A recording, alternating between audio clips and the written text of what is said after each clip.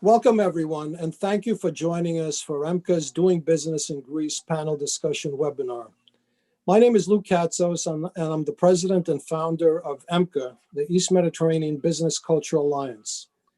Today's unique event will be moderated by Orestis, Omran, partner and head of EU Greek practice at DLA Piper, and our distinguished panel includes Achilleoudis, the managing director of AXIA Ventures, Alysia, Helming, the co-chairman of EarthFund Global, George Filiopoulos, chief executive officer of Enterprise Greece, and Michael Politopoulos, co-founder of Cymer LLC and co-founder of Macedonia Thrace Brewery. As we head towards a post-COVID world, doing business in the Hellenic Republic has become easier today than a decade ago when the economic crisis began.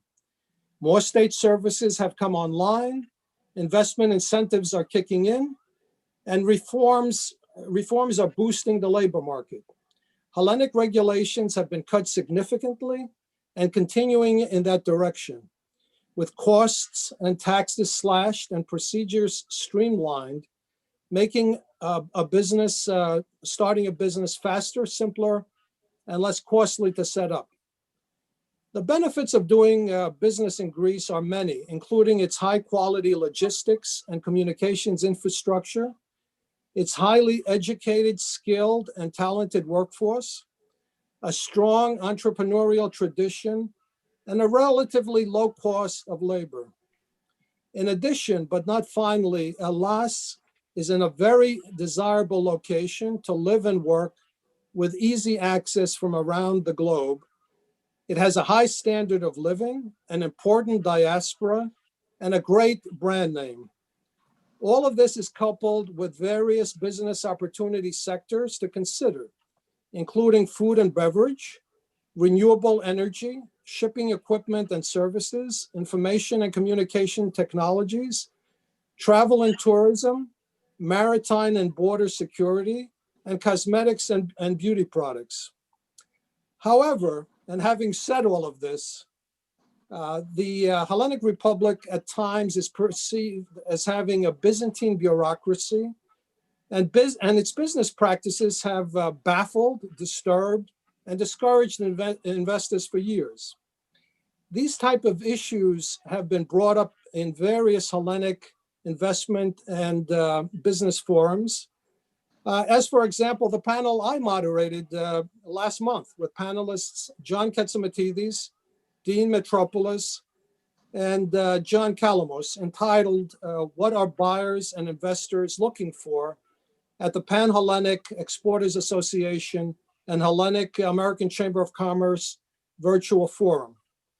As we head towards the 200th anniversary of Hellenic independence, it is the hope that this panel discussion and others that will follow with experts and successful business people in the field who are actually doing business in Greece will help demystify the process and help expand Hellenic business as Hellas heads towards potentially becoming a regional and global hub for doing business.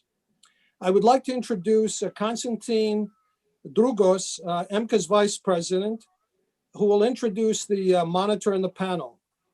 Konstantin has many years' experience in developing energy and infrastructure projects globally. He is currently the managing director of Argo Marketing International Consultants that advises a variety of organizations on business development.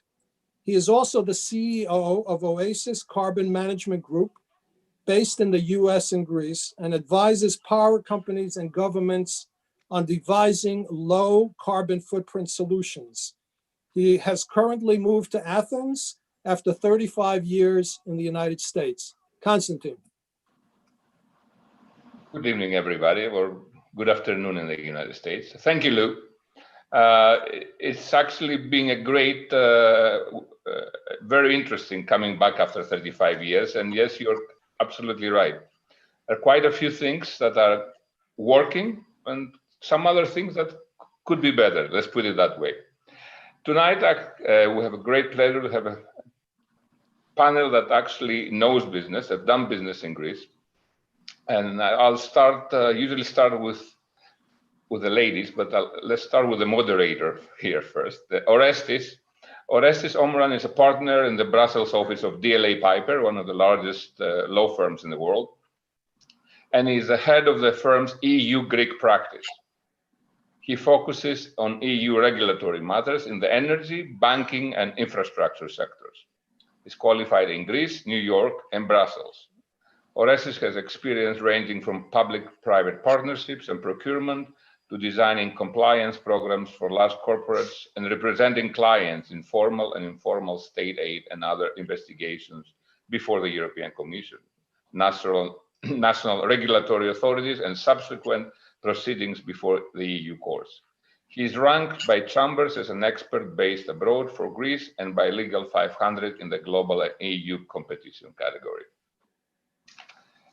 Alysia, welcome Alysia. She is with us. She's from San Francisco, one of the time zones we're covering today.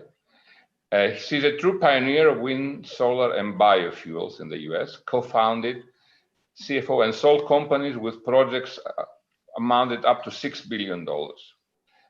Pristine Sun was the largest developer of small utility scale solar in California, and Trade Wind Energy was sold in 2019, made Enel Green Power the largest wind and solar company in the world.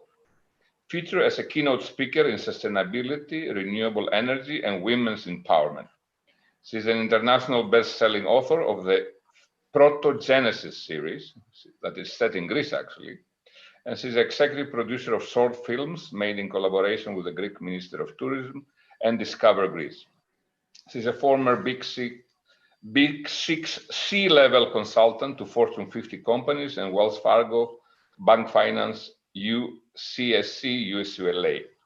Thank you for being us, Alysia. George Filiopoulos is the CEO of Enterprise Greece, the gateway of anybody coming from abroad who wants to do business in Greece. It's the Greece's national investment and trade promotion energy. Before serving in the public sector, Mr. Filiopoulos worked as a business executive for various companies and organizations in the United States and Greece.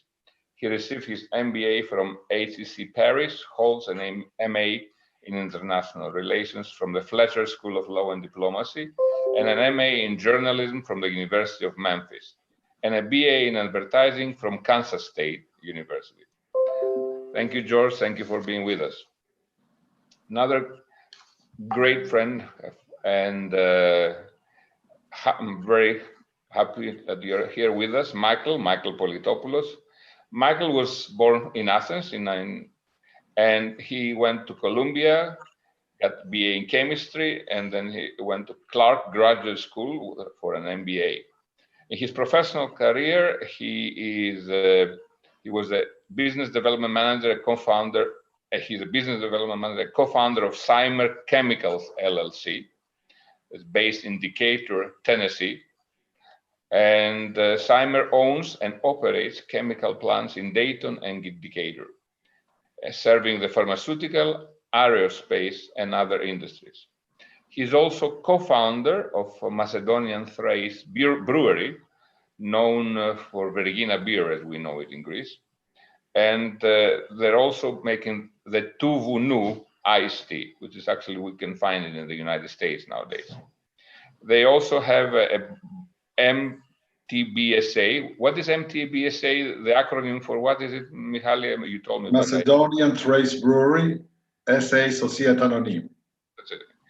Which is also a barley producer. It is a great effort. And instead of actually importing the barley nowadays that they use for the beer, they put a plan and they have, 1,000 families or so to actually produce the barley and export it. And it's the malt. We malt. We grow barley and we malt it in malting plant. And just one correction. Thank you for the great introduction, Constantine. My firm is Cymer LLC, not Cymer Chemicals.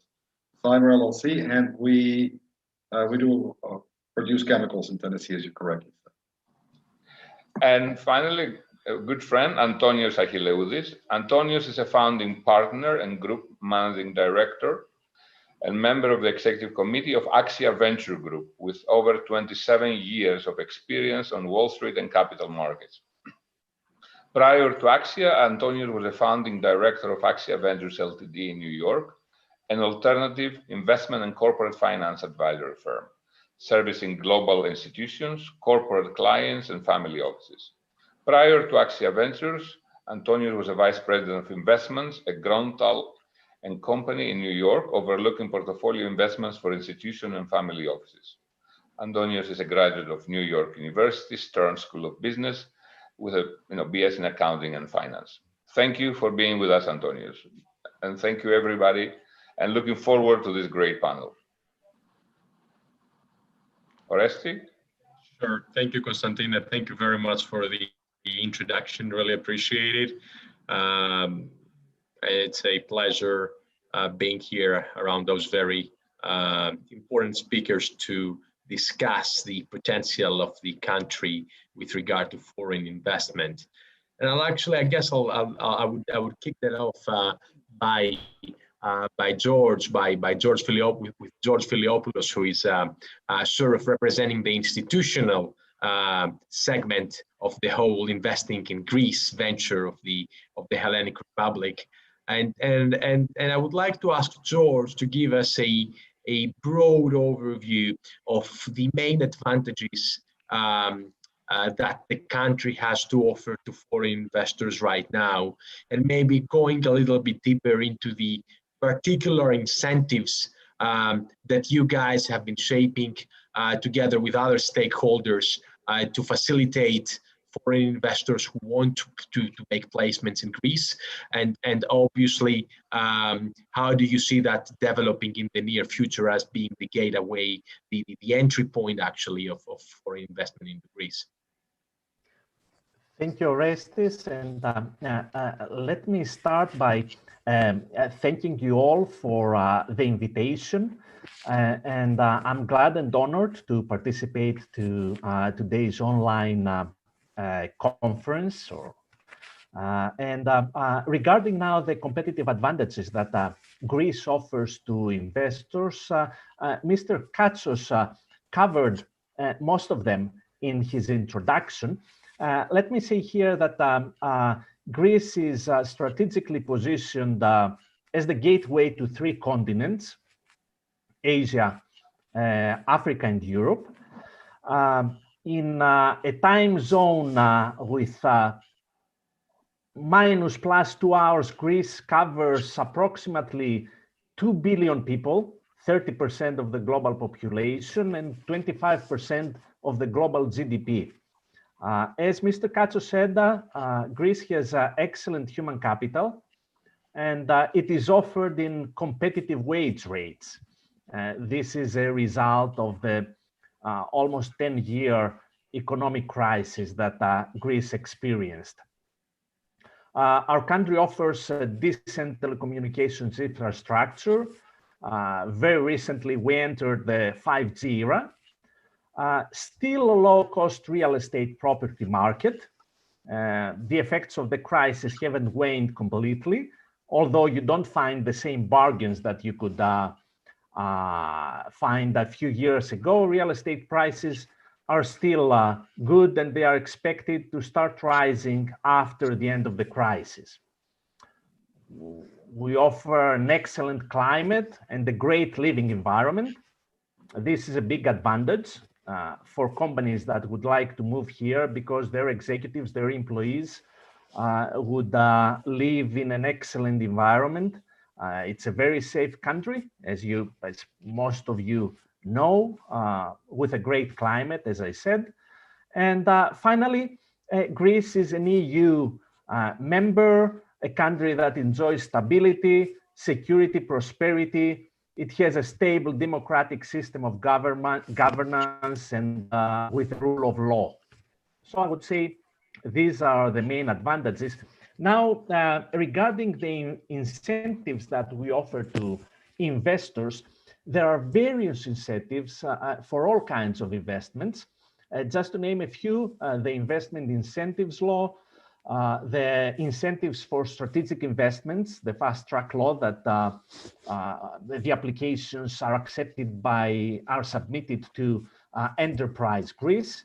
There are investment incentives for the creation of new jobs, for R&D projects, for intra-group service centers, for small and medium enterprises in the technology sector. Would you like me to mention more details, or maybe later for each one of these? Sure, absolutely, George. We'll have an opportunity to sort of address those particular incentives later on. And I think that's a very good pass to the next question, which is addressed to Michael. Michael Politopoulos has done some considerable investment in Greece and can actually look at the landscape from an investor's perspective. So I would ask Michael, what is your experience with regard to the advantages Greece has to offer in terms of a foreign investor stepping in this jurisdiction, and whether what you've heard from George as these sort of institutional incentives that the government has tried to put together to incentivize foreign investors are really working for corporations like yours, for foreign investors in general. Yeah, George made a very good introduction, and yes, there are subsidy programs, and they are good. And I also agree with everything George said about the competitiveness of both wage rates and labor rates in Greece. And I would like to add also that taxation at the corporate level is also competitive, and so is the dividend tax on corporations. It's very competitive, and I think it stands today at around 5%. If I'm correct, George. These are very competitive aspects. Our experience has been one of slow and cautious growth. We started investing in Macedonian Thrace Brewery with my brother Dimitri, who has been the man on the ground who made this possible in the late 90s. So he came back in 96 and we started operations in 98. At the initial stage, we did receive subsidies, so that system works. And then we proceeded to triple the size of our brewery over the years and also invest in our key raw material, which is barley malt. So we built a malting plant and an expanded second malting plant, and that's a business we are planning to expand as we're going forward, because we have a competitive advantage in Greece when it comes to the quality of our barley. So we have excellent barley, and world markets want good barley, and sometimes there's a shortage in barley, and the UK is leaving Europe, and so there's going to be a shortage because of the UK's departure. Many other reasons, but the key word is competitive advantage. And you want to do business, whatever business anybody wants to do in Greece, you have to ask yourself, is there a competitive advantage? So, when we built our brewery, there was a competitive advantage because there was no Greek beer. Greek-owned, in other words, multinational company. So our experience in that sense was good. Of course, at that time, the Greek market was, there were monopolies, and the judicial system was not working very fast, but we've noticed that it improved over the years. And we've seen major improvements as Greece kind of dovetails with European standards, and Greek legal system comes closer and closer to the European norms. Back in the 90s, that wasn't the case necessarily, and especially our competition laws were problematic. But we've seen major improvements in that area too. And we had an antitrust case in Greece, which we won, and that, of course, bolstered our confidence to the point where we want to invest more in Greece. So it's a positive story. Our past success is no guarantee of future successes. Past record doesn't guarantee the future, but certainly it's a positive story.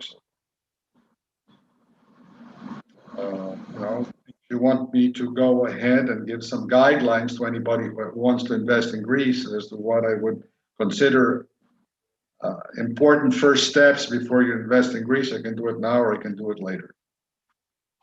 That would actually be useful if you can summarize those steps. I think our audience would be benefiting from listening to those. Yeah, they're somewhat obvious. In other words, when we invest in the States, we do the same thing. You need a very good team. So you need a good legal firm, a reputable legal firm, top-notch lawyers. That's what I would do because they will guide you through the maze. And I would use also, we use Price Waterhouse and Grant Thornton and people like that. You need financial advisors. So you are as good as your team. So if you're going to do serious business in Greece, then you better have a team like this on your side to guide you through the maze. And I would also advise people if they want to build if the investment relates to manufacturing, which is what we do, I would recommend investing in existing industrial areas. If you're not building, a huge plant, then industrial areas are preferable to, just the grassroots fields. And, little things like that can make a big difference. Mm-hmm. That makes sense. Don't go in. Many people come in and they make a sizable investment without the right support and advisors. Yeah, that makes sense, Michael. Thank you for that. Thank you very much. Antoni,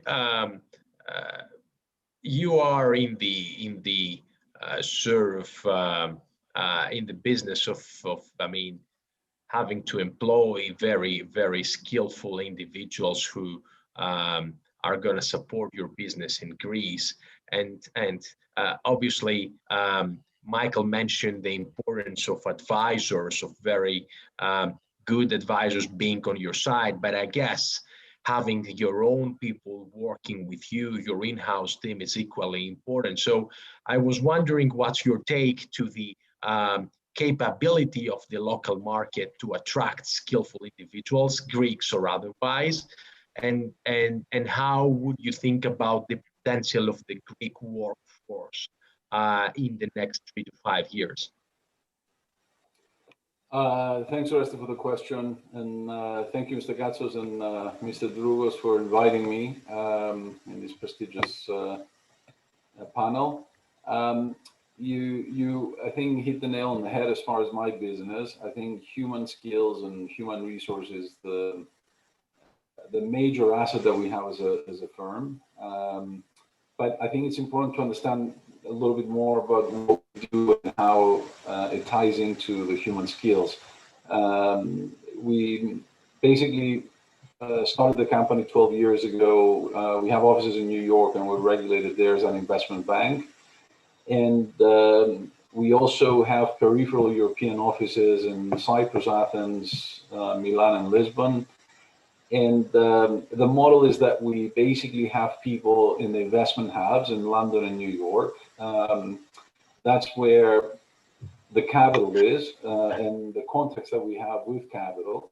And we have execution teams on the ground because we want to provide that value to institutional investors or strategic investors who are looking to do things in countries that are more difficult to transact, more complex, or sometimes very small, to have dedicated teams or have advisors that you're familiar on the ground. So, if you're Apollo or KKR or Blackstone or any one of the large institutions, you're accustomed to doing business in the US. You have the same financial, legal, tax advisors, whether you're doing a deal in Texas or California or in Tennessee.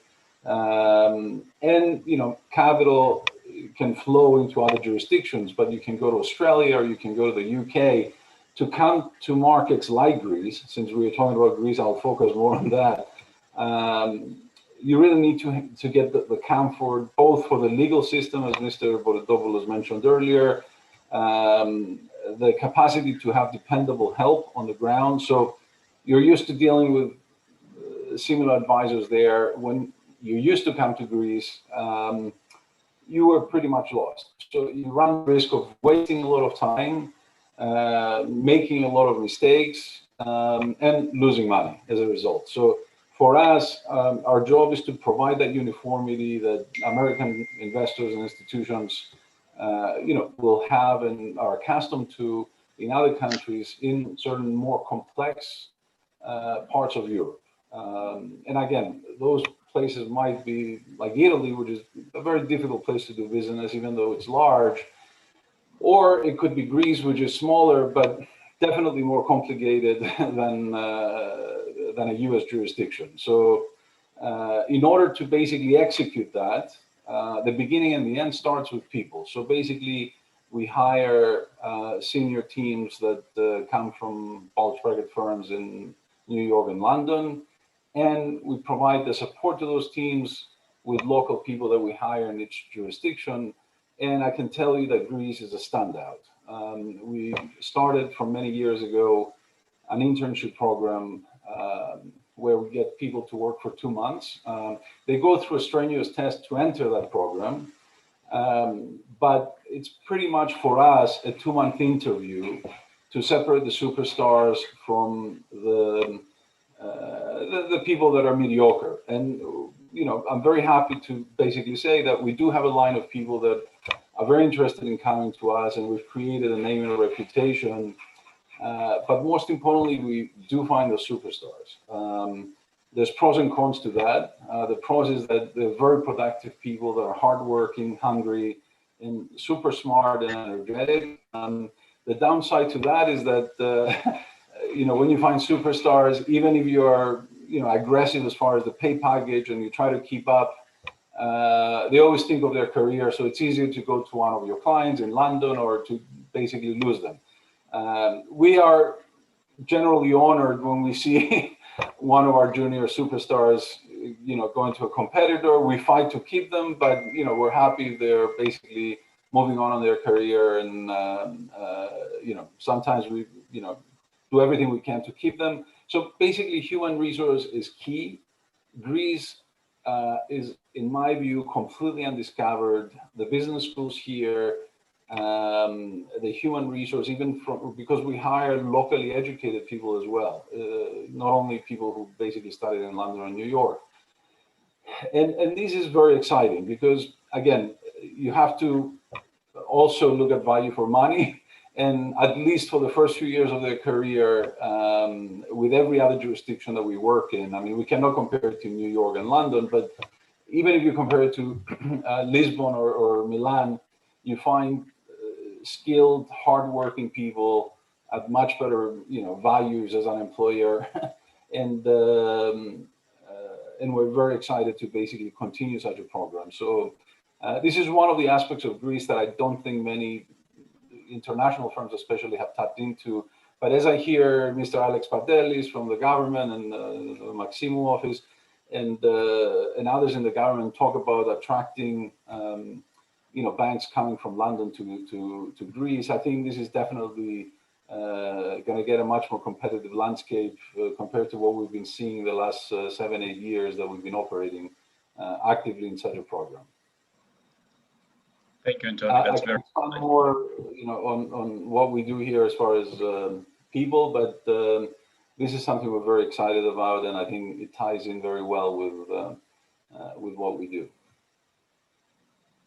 Thank you, Antonio. That's really insightful. Really appreciate your insight to that. And I'll get back with a few more questions on how your investors actually look at Greece when considering an investment opportunity in this jurisdiction. But in the meantime, let me head to Alysia. And obviously, we are in the middle of a multinational, supranational, I would say, pandemic. And obviously, we cannot ignore the fact that the global economy right now operates within the framework that this pandemic creates. And I was wondering, Alysia, considering that indeed the COVID crisis is still on and will still be on during 2021. And at the same time, you've got a clean agenda of the EU and obviously of the Greek government at the same time. it's on the top of the agenda of the Greek government to create a more sustainable energy environment in the country. I was wondering, how do you think we can create a sustainable green economy post-COVID in Greece, and what would, as a foreign investor in the country, you would consider to facilitate this whole transition that the country is entering right now? Well, so that's a big question. And one that we're all talking about regularly, right? So for me, I hear all of you already doing business in Greece, right? So I have been doing business in Greece for 5 years-ish, but I haven't taken the plunge to actually own a subsidiary company or to have a company itself operating in Greece. So I think my perspective is a little bit unique in that way here to this group. So I wanted to focus a little bit on that too. So I started, well, first of all, my career is in energy. We started the first wind farm company in Kansas 20-something years ago. And as you heard, built it into something really big. And there were a lot of lessons learned through that. We also started a biofuels plant. I'm talking about we, my husband and I, in our garage, built that up to something really big, sold that. And then in solar, we also were on the forefront of financing small projects, packaging them together into a group. And so we took all the lessons learned from that and came up with this idea that we need a technology solution that looks at an entire country for clean energy. And so during my career and with my husband and all the companies that we built, there was a lot of ups and downs and such. And I got to the point where I could actually retire from that career 4 or 5 years ago. And what I did was decide to go across the world to a country I'd really never visited before, but I'd always been fascinated because of mythology and such. And I wrote a book, and that book was a bestseller in Greece. And part of the reason it was a bestseller was that my first trip, I met some really important people there who touched my life, and the culture there touched my life. And I ended up meeting over 1,000 people over 30 trips to Greece around writing that book and making short films and helping to bring tourism. I fell in love with the country. But what was interesting during that whole exploration was that I got to know these families, and I got to learn about the energy industry because that's my background. And I began to analyze the country and to see there's an opportunity here. And the opportunity is, first of all, the people are amazing. The level of education, the universities, coming out of the universities. Some of my partners now, for instance, Dr. Phoebe Kondori, she's the co-chair of the UN Sustainable Development Network for all of Europe. And she's also one of the top 7 scientific advisors for the European Commission. So we've got some really amazing people in Greece, and I see so much untapped potential there. So what I'm doing now is I've been running for the last year and a half a company in the United States around this idea of bringing clean energy for a whole country to Greece, starting there, but developing and designing the technology in Silicon Valley. And so bringing together some of the big name companies in Silicon Valley to put together a solution that can address all of the needs of a country. And Greece is perfect for that because it's small enough. The energy industry is pretty well, in my opinion, I can understand it. The players are small enough. And what we can do is if we put this technology solution in place, then it raises the bar to give visibility to investors to come in, big investors, the ones that I'm used to raising money from. And so bringing some of the expertise we have here, but then merging that with the best of Europe, which is around the fact that Europe works in consortiums really well. As partners so much more than we do in the United States. We're so competitive. And the whole VC model that we're working with now in Silicon Valley, for instance, it's tough. It's a different model. It's very much, do or die, right? Whereas in Europe, it's okay, let's look at the solution that's best for a country, for instance. And so I like merging those two. For me, coming into Greece right now, the most important thing that I have learned is that you have to have the partnerships, just like what Michael was saying. You have to already know the people on the ground who are good. And I really want to talk to you, Antonio, more about what you do at some point, because we're going to need more people to help drive forward what we're working on. Thank you very much, Alysia. And actually, one question that came in my mind while you were speaking, I was wondering how receptive are the institutional stakeholders, but also the market, the local market of this new technology. I guess you have been discussing with a lot of people, as you said, and I was wondering, how are they thinking about that? Are they receptive of the need to transition to these technologies to attract more foreign investment? Well, since we started 1.5 years ago, I started at the Wind Mission Greece conference. And that's where I met my business partner now, who's a co-founder in what's called Earth Index. And his name is Filiopoulos. He's working with me. And so, yeah, pretty much everyone who was involved in the energy industry was at that conference, which was a great start for me and Filiopoulos was helping to organize the conference. So he knows all of those people. And for me, what we've discovered is that we have to design a technology solution that is co-designed by all those stakeholders to make it something that they need and they want. And if we just design something over here, like in Silicon Valley, and say, hey, look at this, we're going to bring it to you now, right now, do it. That doesn't work. You have to involve everybody. So we have a huge advisory board. We have so many shareholders. And the reason is, small shareholders who are on this advisory board, because those are the customers that we're serving. And a solution that accelerates and speeds up clean energy can only work if you have lots of people working and using it. And it's better if they want to use it and not something they have to use. Mm-hmm. That's very clear. Thank you very much, Alysia. George, coming back to you, we heard actual investors speaking about their experience doing investments in Greece. And I was wondering, let's assume that there is a new investor out there, and I'm sure there are many, who has no clue about Greece, who has or has not engaged any advisors yet, and who really needs, like a first contact with the Greek government, the first understanding of how the market works, of what are the regulatory and other corporate requirements to establish their business in Greece. I would like you to walk us through maybe the specific assistance that Enterprise Greece would actually offer to such an investor as they, come in touch with you for the first time, and how you continue that relationship during the life of this investment. Is that a one-off assistance, or is it something continuous where investors can go back to you and actually request further assistance, et cetera, et cetera? Sure. Thank you, Orestis, for the question. Let me start by saying that Enterprise Greece is the official investment and trade promotion agency of the Greek state. And our mission is to facilitate foreign investment.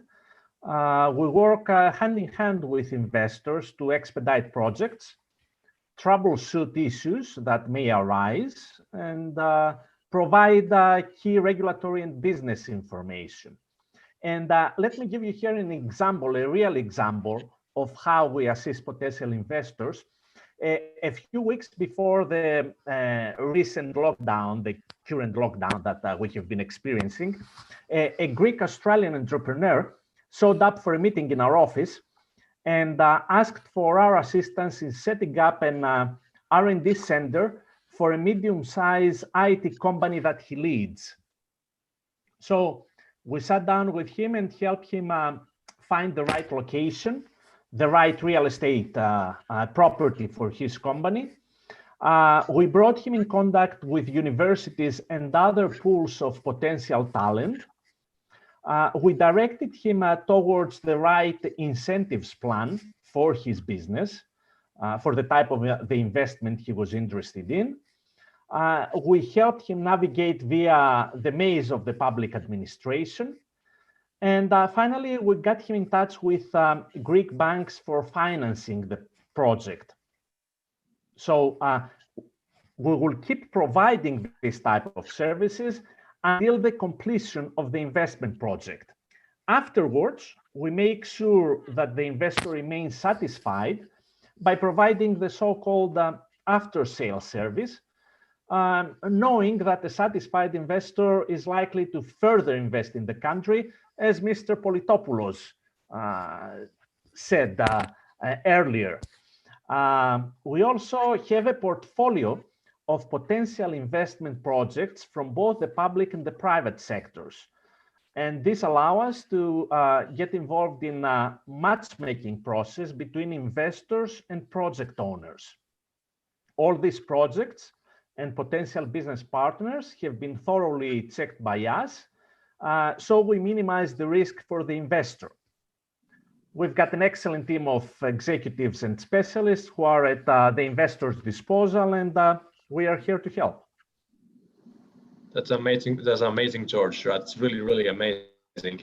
Yes, full-fledged service, full-fledged program of assistance for free and with a view of further expanding. That's amazing, and I think that message should get out there, and we should make sure that all international investors are aware of the assistance Enterprise Greece is actually providing to everyone in the country. Go now to Michael, and we had a very interesting discussion. I mean, as an attorney myself, I know the complexities and sometimes irregularities that the Greek legal system has, and how tough it might be for a foreign investor stepping in Greece and trying to establish themselves from a corporate perspective and also comply from a tax and regulatory perspective later on, how tough this can be because of the complexity of the legal framework. And that's something we have been trying to do with my firm a lot with foreign investors. But Michael, you have first-hand experience in that. And I would like you to comment on how you are currently looking at the Greek legal framework and what are the areas of improvement you have identified through your experience investing in Greece? Well, it's an improved framework. Since we came in the 90s, the frameworks have improved. And there is a much more of a harmony, let's say, of our legal system with European, laws and EU law. And this is helping a lot. A lot of our laws are coming from the EU, and the quality of our court decisions is improving. And I'm saying this not academically. We've lived through this, through a competition case which cost millions of dollars, and it finished well for us, and that's very good. And so we saw this whole thing, the improvement of the legal system in action over the course of the years. So we have much more confidence at this point in proceeding with investment. So not only are we expanding our malting capability and our brewing capability, but I also I'm very interested, just like George mentioned, the gentleman from Australia, investing in an R&D center. We run a chemical company making complex chemicals, raw materials for the F-35 stealth fighter, building blocks for pharmaceuticals, for Johnson & Johnson, Eli Lilly, Novo Nordisk, and so on and so forth. So, but the cost of R&D in let's say in the States is very high. So our PhDs cost us over $200,000 a year. And there is a very good talent pool in Greece. Excellent. And, an R&D center doing, basic, applied chemical research, and especially for green chemistry, because, Greece is not a place where you want to put up a chemical plant. This is not the place. So, but it's a good place for, let's say, making chemicals from plants, from fermentation of corn or wheat or barley. And I'm not talking about ethanol. I'm talking about more complex molecules. So like a citric acid or levulinic acid, or things that are made from plants via fermentation. And this place is very good for such operations and R&D centers, just like the Irish model. So major companies, there's not big chemical plants in Ireland. It's not the right place.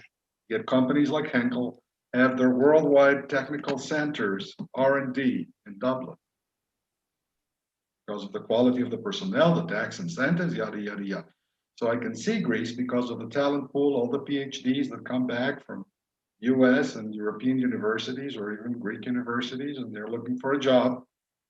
And, they can find a job maybe in sales and related to what they studied, but they can't find a lab position which satisfies their scientific interests and also pays well. And we're looking at that right now. Very important, Michael. That's very encouraging. I could only confirm that that's one of the main problems right now. You have very well-educated people with amazing degrees and breadth of experience in their respective fields, but then there are not enough jobs that actually pay well and actually kind of keep them satisfied from an academic and scientific perspective. And it's very encouraging to hear that foreign investors are looking at that at the same time. That's very important. Antoni, if you may allow me 1 second. Absolutely. Yes. Of course. Antoni mentioned something I like, that Greece is undiscovered. And it's undiscovered, and we have all this talent pool, but what's missing is the spark, which is entrepreneurship. People are not risk takers. They won't take a risk. That's the problem. If you ask me what the problem is, they don't take the risk. Elon Musk took the risk. We take the risk, damn it. So there's very limited risk taking within the country. There's a talent pool, there's everything. It's a great place. Wage rates are good and land costs are reasonable. And where's the risk taker? That's what. Well, I've got some risk takers on my team, but anyway. Give me a call. Yeah, one thing I wanted to mention really quick is, so I also, as part of what we've done with Earth Index, is we've helped Green Cross International form a nonprofit branch as part of the Athena Research Center for Innovation in Athens. And this center is a center of excellence, and it houses the Sustainable Development Unit, which has all of Phoebe Kondori's empire basically under it, several different organizations. That may be a great place for you to look, Michael, when you're considering the green aspects of developing chemicals. Yeah, I'm very interested to hear more about what you do, Alysia. Very interesting. Yeah, and I believe that's under the Ministry of Development. So Earth Index, of course, has applied to join that as well, because I'm on the board of Green Cross and we're all related. So, but anyway, there's excellent centers already existing there. Wonderful. That's wonderful, Alysia. Thank you. And indeed, there are many synergies we just saw. I guess there are, commenting on what Michael said, I think there are deep historical and social reasons why Greeks are not taking many risks. And I think one of the things that we need to change in the country, as all of us, we are operating in Greece and we are doing business in Greece, is actually try to change that mentality. I think that's a mission that will be ongoing for the next 20, 30 years. Antoni, coming back to you, I really want to hear from you, since you speak to a lot of investors who have experience investing in other jurisdictions as well, and you're representing them, and you very often speak to them, and you hear what they gotta say about Greece in specific. I was wondering, what are they looking at in specific from Greece in terms of governance, maybe corporate governance, other incentives, business partners, local business partners, which we've seen that JV structure a lot in Greece, things like that. How are they thinking about all these elements of doing business in Greece, Antoni? I'll tie in both of what Alysia and Michael said into your question.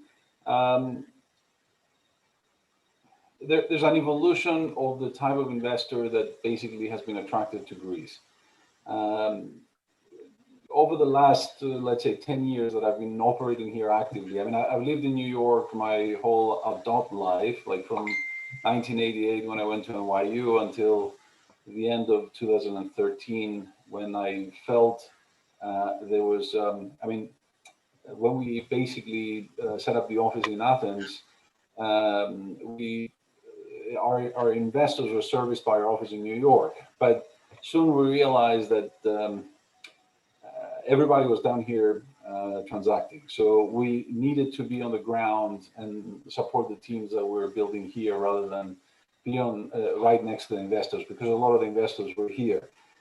During the series of years, of course, the investment thesis changed a lot. It was more about the macros and the sovereign surviving. So once we've gone through that, again, we went through a phase where it was all about de-risking of the sovereign. So during the 2012 to 14, it was again government bonds alongside real investments in real economy. And at that point, the emphasis was funding businesses with the right partner. And what does that mean? You have a business plan, you have specific use of proceeds, and you have governance. It was about finding the right partner. And I think this is what Michael and Alysia touched on as well. You have to have the right partner, especially if you're a passive investor, financial investor into the country. So you might be attracted from valuations, but you might have a better risk reward somewhere else in the world that you pay a higher price, but you carry a lot less risk. So how do you de-risk that? And even if you're a large company like Lambda or Yekterna or one of the big banks, if you have a westernized management with prudent governance that basically addresses all the needs of those investors and ticks all the boxes, if I give you money, if you have 150 million, I want to know exactly what you're going to do with it and how you're going to get a return back. So risk takers, going back to what Michael said, Greece was a lazy place because you didn't need to take risks to make a lot of money. It was kind of a fixed game. That changed when money ran out. So you needed to basically attract money from outside. So these capital to come there, it will come to globally competitive businesses.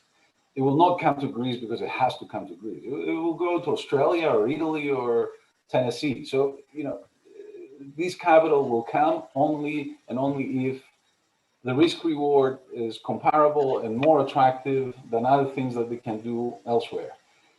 So once the easy money and the dedicated money to Greece was done, the few people that were willing to take risks, that were willing to basically give up equity, give up power and control, are the ones who are pioneering today.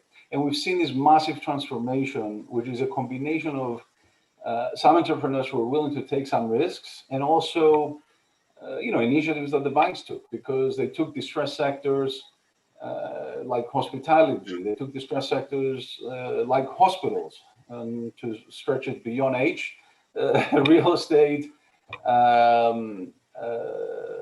fish farms, some of the top sectors that have been very badly managed, over-levered, and complete basket cases.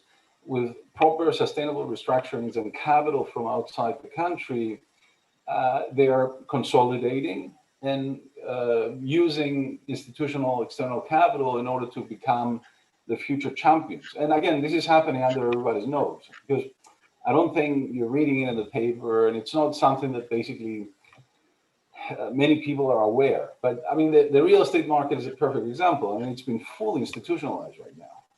In the past, there were mom and pop developers that would build in certain neighborhoods, or some guys broke out with borrowed money and built a few, big buildings with their names on it. But beyond that, we didn't see what we saw in Ireland or Spain or Portugal or in the US. We didn't see the overbuilding of real estate by institutional capital.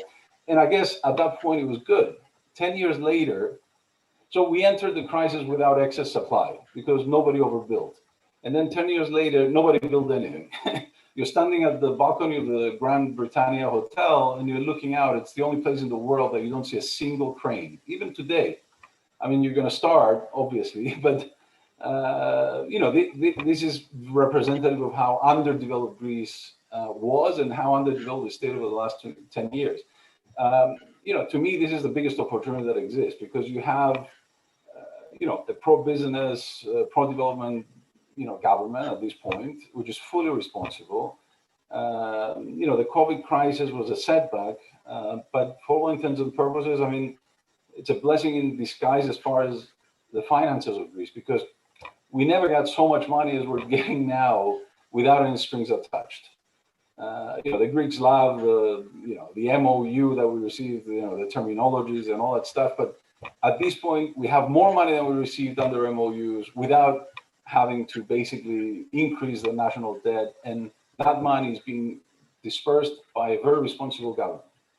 And having Enterprise Greece and expanding the role of Enterprise Greece to what George just described with the Australians is unbelievable. I mean, to me, this is a complete no-brainer. And I've seen it in Portugal. In Portugal, basically, the first thing they do when a business enters the country is that they advertise that call these guys, and these guys will basically coordinate everything for you. And I think there's one thing, and I discussed this with Grigoris and Grigoris as well, these should be advertised because when somebody comes here to do business, if Michael wants to build a business here, or Alysia wants to build a business here, it's extremely challenging to know each minister and each ministry that you have to go to in order to resolve issues. It's just chaotic.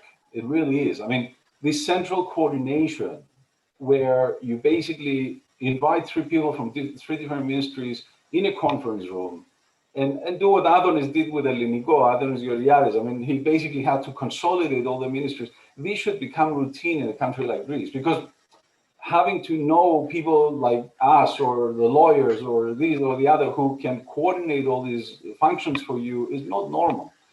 Companies who come and are going to invest a lot of money, they should be in a position to basically do that. And not only Microsoft and Pfizer, who we're chasing, and obviously we're going to bend over backwards and roll up the red carpet. But beyond that, there's a lot of guys who want to invest 50 million, 100 million. And, it's impossible for them to actually get things done in Greece, because you literally get stuck on these minute details based on what you have to do at this ministry or the other. Nobody can actually manage that. So a centralized place where you can actually go and rely on, this should be advertised. And you guys should basically have the cross-ministerial authority to get things done. Because if you don't do that, it's impossible. Like, we're going to miss 3/4 of the potential investments that would come to Greece. Because people will not have the right advisors, they will not have the right guidance or the right connections to basically be able to achieve that. And this brings me to having the right partner. I mean, without, for us, having a good investment, it's all that we described earlier, but there's no value if it cannot be implemented. So, especially an operating company, you really need people on the ground. So having the right partner is the beginning and the end. And again, it goes back to human skill and resources. And I believe that, on that respect, you have to be careful and you have to really, understand what you're doing and with whom. But there's a lot of capable people. And this is the other thing that, again, it's a great secret as far as Greece. There's a lot of talented, motivated entrepreneurs that are willing to align their interests with foreign capital simply because they don't have other options. I mean, if the government or the banks would provide the money, then that's the easy route that they had in the past. At this point, that's pretty much non-existent. So, having equity that would come from institutional or strategic sources from overseas is probably the only solution. And I would add just one other thing: emphasize the huge upside that Greece has versus, because what I just described real estate. I mean, we've been scraping the bottom without completely undersupplied. I mean, we have no commercial, no residential. I mean, nothing was built over the last 10 years. This is also the case in practically any sector of the economy. There's underinvestment. I mean, besides bakeries and souvlakia, everything else is underinvested. And there's a significant upside and massive elasticity to the upside once demand picks up. And the drivers for demand beyond, the fact that we're actually here talking about foreign capital coming to the country, that's one. But the capital that the government has right now in its access, it's practically like, xerizones. You uproot the burnt tree and you replant it in order to bear fruit. this is the opportunity that we have in the next 5 to 10 years in Greece. So from all the jurisdictions that I'm operating, including the US, I don't think the risk reward rivals what's going on right now at this point in time in Greece. And I think, nobody liked this crisis that we live in right now, and sitting, working from home, and it's tragic also. But at the end of the day, this is, in my view, in hindsight, we're going to look back and say this was a critical point in time that made a huge difference for the future of the country. Right, Antonio, thank you very much. Lots of important information there, and then thank you very much for sharing your thoughts with us. Round this up with Alysia, actually, and I've got a question for you. You mentioned modern technologies, which are vital for contemporary business. Indeed, in Greece, we are lagging behind, I would say, in the technology sphere, and that's actually one of the basic elements of the recovery fund planning of the Greek government, the digitization part of the economy, and particularly of the public sector. And myself are working a lot on this sort of state aid approach the Hellenic Republic needs to have with regard to having funds approved for achieving the digitization of the public sector, and incentivize also the private sector to get into to become more digital. I was wondering, what is your take with regard to digitization and the employment market in Greece, especially with regard to the current pandemic? Can we get more jobs in Greece by adapting new technology and by facilitating the way people work remotely? Yeah, so one thing that's critical, I think, coming out of COVID and everything that's happened is we talk about climate change, right? Oh, what's going to happen next in the world, right? Resilience is key. And to me, when I think about resilience, I think about what can people do as far as work? What can they do no matter what happens?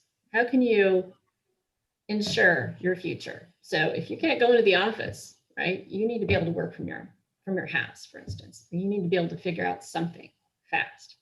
So I think what's coming out of this is people have developed grit, and they're looking for positions where they can shift from a workplace where I like to work in a workplace for sure. But if I have to, what I do, my entire my companies are all virtual currently. We can shift back and forth. We're very resilient in that way. So what I think has happened, especially in Greece, and I've watched this happen because my whole platform a year and a half ago, before the pandemic, relied on digitization. We needed certain departments within, like for instance, the land registry. We needed to understand who owns what land, right? And what land could be leased for clean energy projects. So that is something that recently they made an announcement. The Minister of Energy made an announcement that they're putting investment into that effort. And that, it's not a huge investment for them, but it's a huge investment for me because yes, it takes about, a certain amount of time, but now knowing that they're doing that effort now puts our technology into a position to actually make a difference in the country. So some of the things that they've done already, which is, for instance, digitizing the licensing and permitting processes. I would love to have that here in California, honestly. Because in California, everything's county by county. So it's kind of crazy. So currently we're implementing our solutions in California, which is the birthplace of modern innovation, and in Greece, the birthplace of ancient innovation. That's what we're doing, those two places. And they're so very different, but yet they're so very the same. And they all rely upon the digitization that you're talking about, digitalization. Did that answer the question? Or? Yes, Okay. very much. I see we are running out of time, so maybe one last round of questions to everyone. I would guess that you all have a forecast for how the country will be doing, let's say, in 10 years from now. So I would like to draw on your experience and actually listen to what you have to say about where Greece is going to be in terms of foreign investment 10 years from now, 2031, given the current circumstances. what is your forecast? And I would start with George again as representing the institutional element of the discussion today. Thank you, Orestis.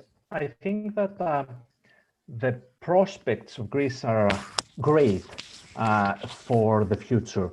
And before the pandemic, actually, in our agency, Enterprise Greece, we were experiencing a tremendous influx of interest, of requests for meetings and requests for information from various investment centers from abroad. And I do believe that the major reforms that took place, and they have been taking place in Greece, will play an important role in this, have been playing an important role in the transformation of the country. And I do believe also that we have been experiencing a change of attitudes, especially amongst young people, what Mr. Politopoulos described as risk aversion. I think that we see more and more young people day by day being having the willingness to take more risks and become more entrepreneurial. So this is another factor that will assist Greece into becoming an investment destination. Michael? Yes. What do I see in the next 10 years? Right. Well, I think the next couple of years are going to be tough for us and everybody else. So don't expect any fireworks, but in the long run, the next 10 years, we're going to see good things. Because as Mr. Achilleoudis said, we don't have anything. Greece needs everything. You know, the US is a developed society where there's a lot of people competing for just about everything. And Greece is a virgin territory. So no matter what you do, and I'm not going to start enumerating everything in the world you can do just about everything here. But there's so much that is needed other than the very basic cafes and the hotels that no matter what you start, you have a good chance. So I think Greece in the next 10 years will see a resurgence of investment. And I am talking about entrepreneurial investment as opposed to just passive investment. I'd like to distinguish between the two because many people say, I want to invest in Greece. I'm going to buy 1,000 acres. Talking about rolling up your sleeves and building a plant or something and then running it. And there's a difference between the two. That's clear. Thank you very much, Michael. Anthony? I mean, 10 years, I think the country will be a very different place, very, transformed. I think the major changes will happen between 3 to 10 years from now.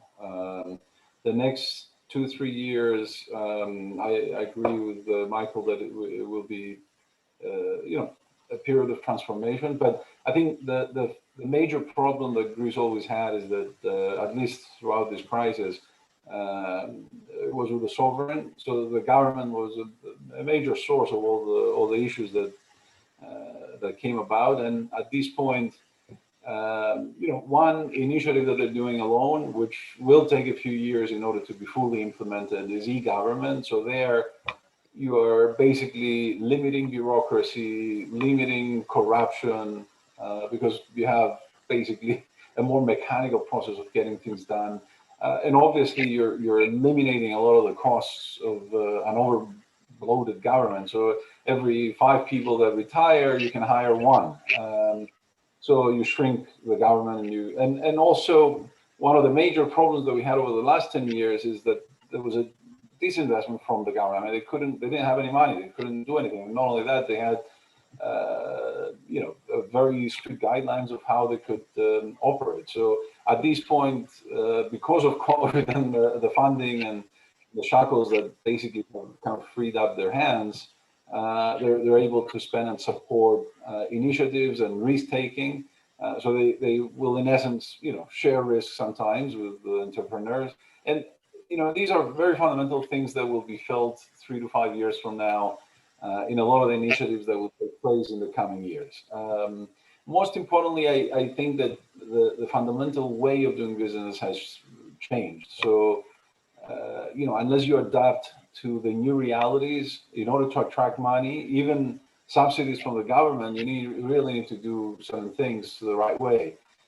So you really need to have a globally competitive product or service in order to attract capital and grow. Otherwise, there's no status quo in business. You're either going backwards or forward. So I think that the champions over the next 3 to 5 years to 10 years will be companies that actually have access to this unlimited funding that comes from institutional capital, from strategics, very large global corporations.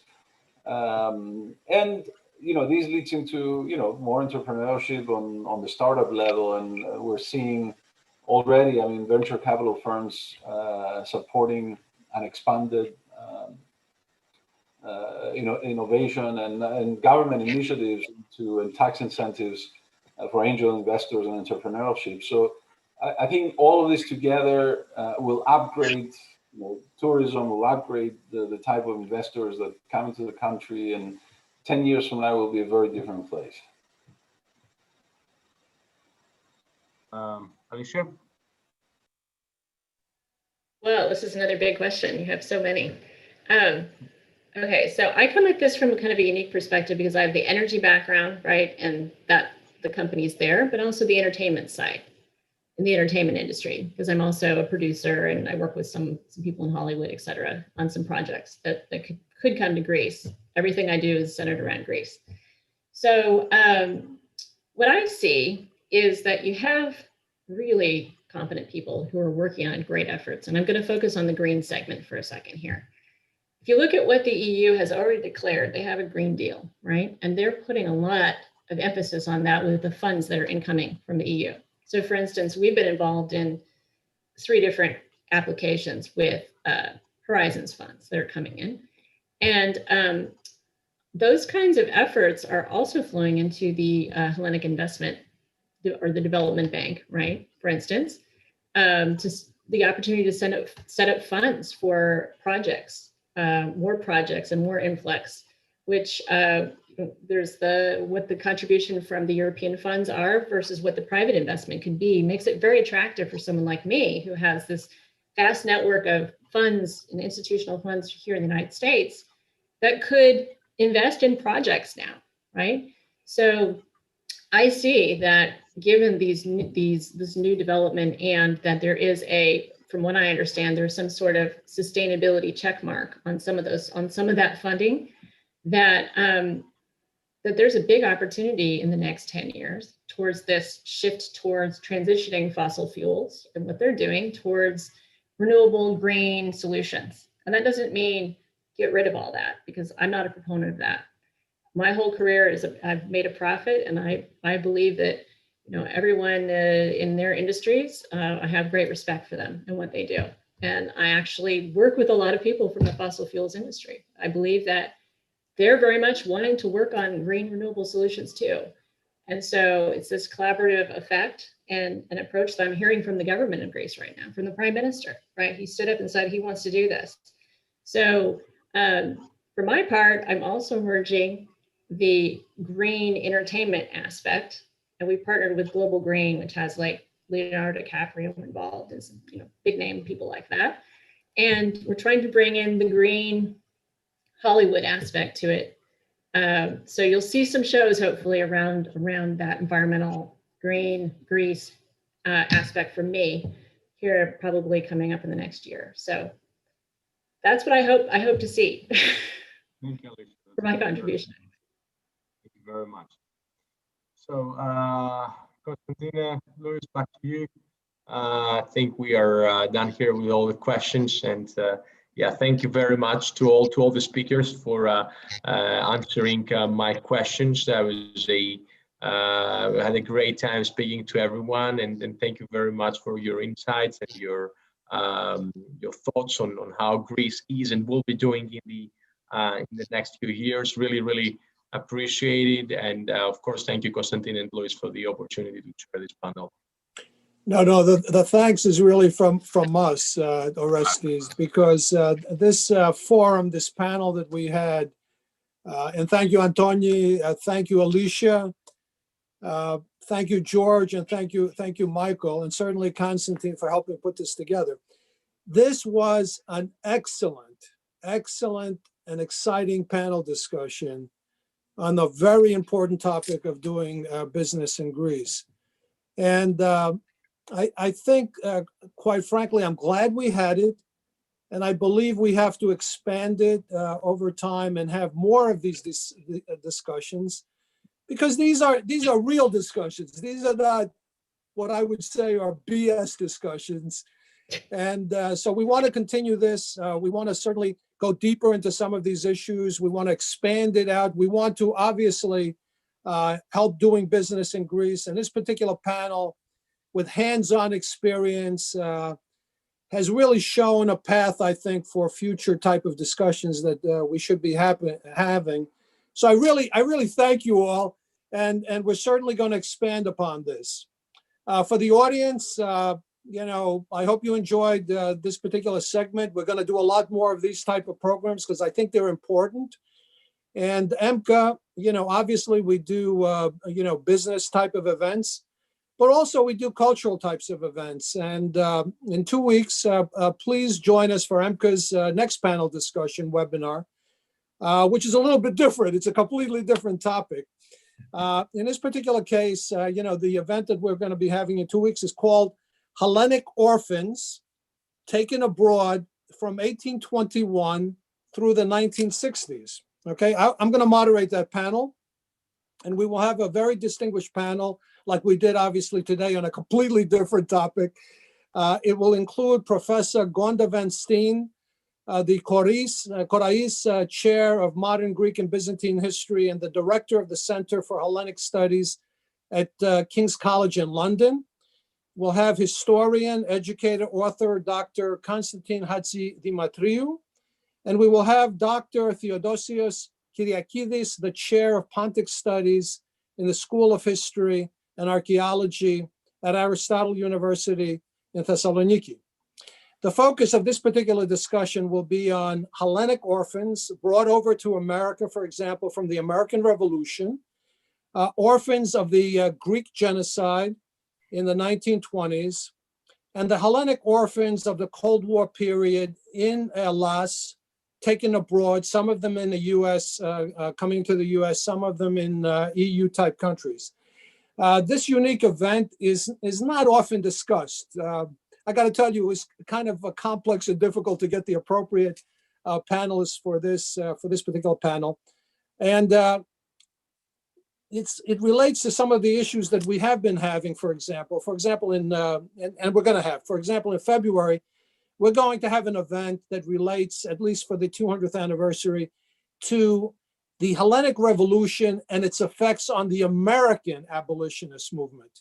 And that's going to be during African American History Month. In March, we're going to have an event that's slightly different again for Women's History Month that will relate to the Hellenic Revolution and its effects on the American women's suffrage movement.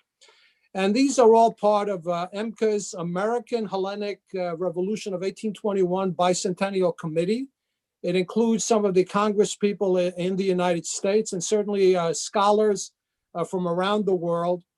And it's a series of events that are focusing, yes, we're going to focus on the Hellenic Revolution, but we're also going to focus on the American, the Hellenic diaspora, and the international aspects of the revolution for the 200th year, this particular year of the bicentennial. So thank you all. Thank you to the panel. We're going to continue these discussions because I think they're extremely important. Best regards to all, and in particular, let's all stay safe. Thank you again. Thank you. Happy New Year to everybody. Happy New Year to everyone. Thank you again. Thank you. Thanks. Bye. Bye-bye now.